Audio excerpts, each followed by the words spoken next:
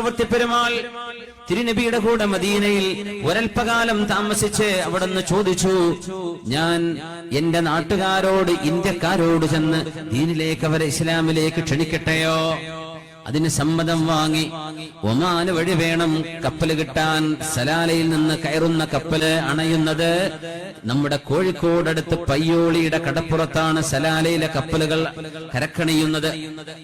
ആ കപ്പല് കയറാൻ വേണ്ടി പുറപ്പെട്ടതാണ് ചക്രവർത്തി പെരുമാൾ താജുദ്ദീൻ എന്ന ചക്രവർത്തി പെരുമാൾ റളിയല്ലാഹു അൻഹു. ഇന്ന് അന്ത്യവിഷമം കൊള്ളുന്നത് ഒമാനിലെ സലാലയിലാണ്.